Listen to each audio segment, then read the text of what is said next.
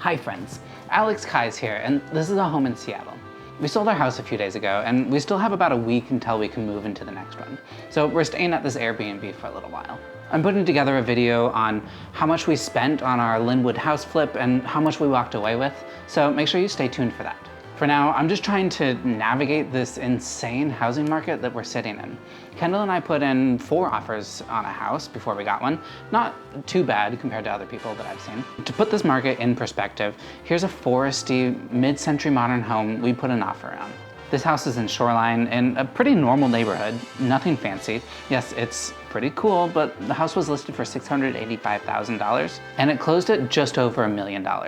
Yes, over $300,000 over list price for a bit of a fixer-upper.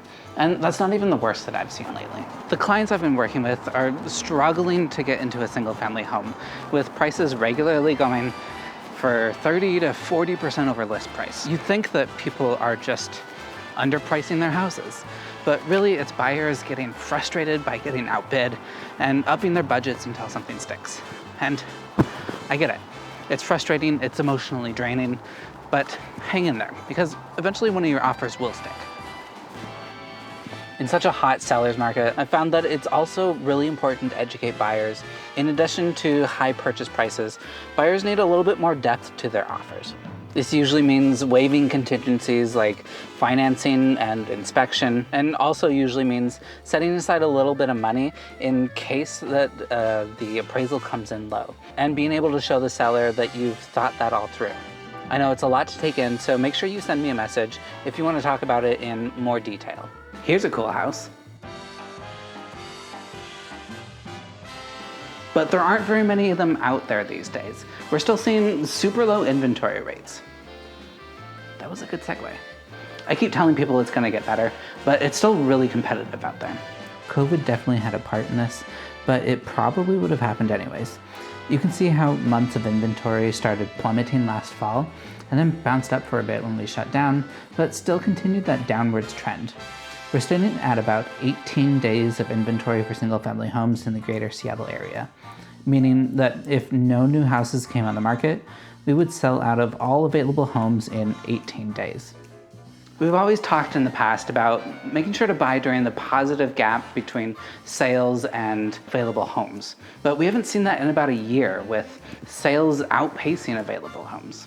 I know, it's a weird data anomaly where there are more sales than actual homes, but that's just because of how the timing of reporting lines up. It feels like it's been an insane market forever now, but remember that it's only been since about February or March since it's been out of control. Eventually, buyers will succumb to fatigue and take a break, letting the market cool just a bit. If you're wavering between single-family or townhouse living right now, I might suggest picking up a townhouse. Townhouses are generally selling for about list price, or sometimes just a little bit more, and you can always sell it down the road or keep it as a good rental property.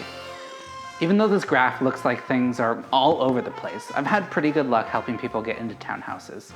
Competition isn't as fierce because there's been a lot of new construction going on lately. Median price of housing is really what gets me a little worried about the state of Seattle housing.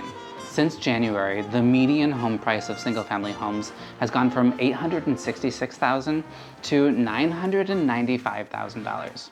That's just mind-boggling, and it makes me really worried about the future of safe, affordable housing. So maybe you're weighing the option of condo living versus single-family homes.